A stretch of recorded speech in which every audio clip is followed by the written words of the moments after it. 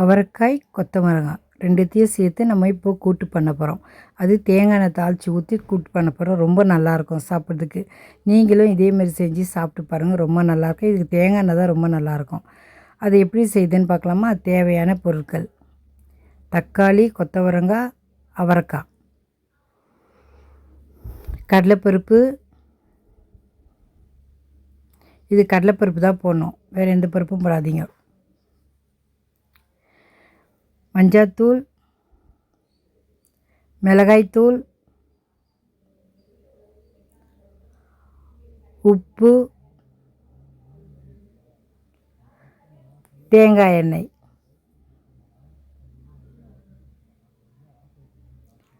சீரகம், கடுகு, பெருங்காயம். அவரைக்காயும் கொத்தவரங்காயும் இதை மாதிரி கட் பண்ணி வச்சுக்கோங்க. பாருங்கள் எவ்வளோ பொடிசாக இருக்குது. இதுக்கு கடலைப்பருப்பு போட்டு செஞ்சால் தான் நல்லாயிருக்கும், வேறு எந்த பருப்பும் போடக்கூடாது. அதுதான் 2 வாட்டியும் நான் சொல்கிறேன், கடலைப்பருப்பு மட்டும்தான் போடணும். இப்போ எல்லாத்தையும் எடுத்து ஒரு கிண்ணத்தில் போட்டுக்கோங்க. இப்போ இதை அலசிடலாம், நல்லா அலசிடுங்க.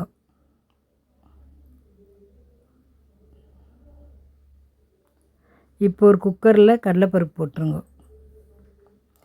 தண்ணி ஊற்றி இப்போ வேக வச்சிடலாம்.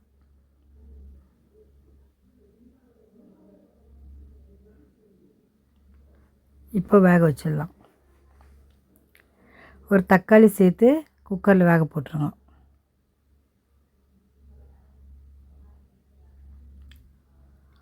வெயிட் போட்டு ஒரு 3 விசில் 2 விசில் விடுங்க. ஒரு 5 நிமிஷம் 10 நிமிஷம் ஊறுச்சுன்னா 2 விசிலில் வெந்துடும். ஊறாமல் இருந்தால் ஒரு 3 விசில் விடுங்க. உடனே போடுறதா இருந்தால் 3 விசில் வேகணும். அவ்வளோதான், வெந்துடுச்சு. கடலைப்பருப்பு தக்காளி போட்டு வேக வச்சிட்டோம். இப்போ அந்த அவரைக்காய் கொத்தவரங்காய் எடுத்து எல்லாத்தையும் இதில் சேர்த்துருங்க.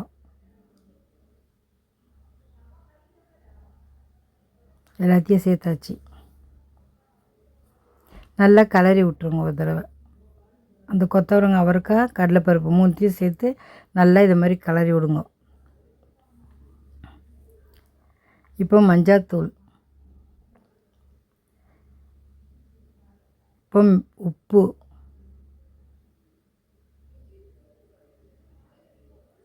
இப்போ மிளகாய்த்தூள் எல்லாத்தையும் சேர்த்துட்டு நல்லா கிளறிடும் கரண்டி வச்சு.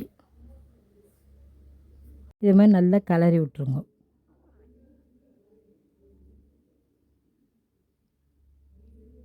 நல்லா கிளறியாச்சு. இப்போ நம்ம இதை ஒரு விசில் விட்டுட்டோன்னா வெந்துடும். அப்படியே வச்சா கொஞ்சம் லேட் ஆகும். இப்போ இதை நம்ம குக்கரில் திருப்பி ஒரு விசில் விட்டு வேக வச்சு எடுத்துக்கலாம்.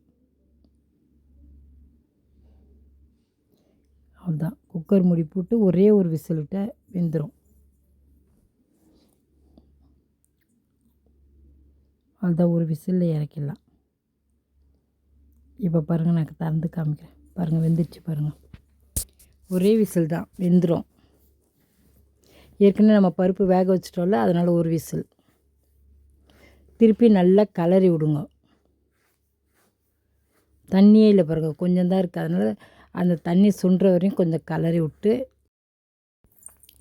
இப்போ தாளிச்சிடலாம். இதை நல்லா கிளறி விடுங்க, எல்லாம் தீஞ்சிடும். தண்ணி இல்லை, அதனால் நல்லா கிளறி விடுங்க.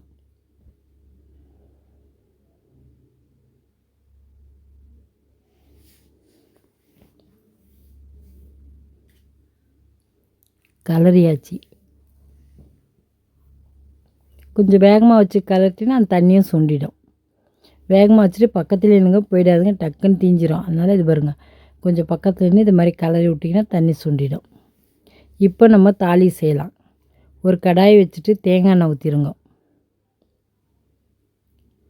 தேங்காய் எண்ணெய் ஊற்றியாச்சு. இது தேங்காய் எண்ணெய் ஊற்றி தாளித்தா தான் ரொம்ப நல்லாயிருக்கும். கடுகு, சீரகம், பெருங்காயம் 3த்தையும் போட்டு தாளித்து ஊற்றிடலாம் காயில் எடுத்து. அவ்வளோதான், தாளிச்சாச்சு. இப்போ இதை எடுத்து ஊற்றிடலாம்.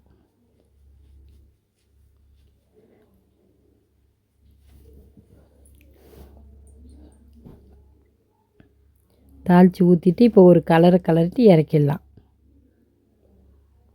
பாருங்கள், கரெக்டாக இருக்குது கூட்டு. டீயெல்லாம் செய்யல, கரெக்டாக இருக்குது. இப்போ இது மாதிரி 2 வாட்டி கலரிட்டு நம்ம இறக்கலாம். காய் ரெடி ஆயிடுச்சு. கொத்தவரங்காய் கடலப்பருப்பு கூட்டு வீட்டில் இருக்க பொருளை வச்சு தான் நம்ம செஞ்சுருக்கோம். ஈஸியான முறையில் டக்குன்னு செஞ்சிடலாம். நீங்களும் இதேமாதிரி செஞ்சு சாப்பிட்டு பாருங்கள். சாப்பிட்டு பார்த்துட்டு எப்படி இருக்குதுன்னு சொல்லுங்கள். பாருங்கள், பார்க்கும்போதே சாப்பிடணும் போல் இருக்குல்ல. ரொம்ப ஈஸியான முறையில் செஞ்சிடலாம். இந்த கூட்டு ரொம்ப நல்லாயிருக்கும். தேங்காய் எண்ணெய் ஊற்றி தாளிச்சதுனால ரொம்ப நல்லாயிருக்கும். நீங்களும் அதேமாதிரி செஞ்சு பாருங்கள். சாப்பிட்டு பார்த்துட்டு எப்படி இருக்குன்னு சொல்லுங்கள். லைக் பண்ணுங்கள், ஷேர் பண்ணுங்கள், மறக்காமல் நம்ம சேனலுக்கு சப்ஸ்கிரைப் பண்ணுங்கள். தேங்க்ஸ் ஃபார் வாட்சிங்.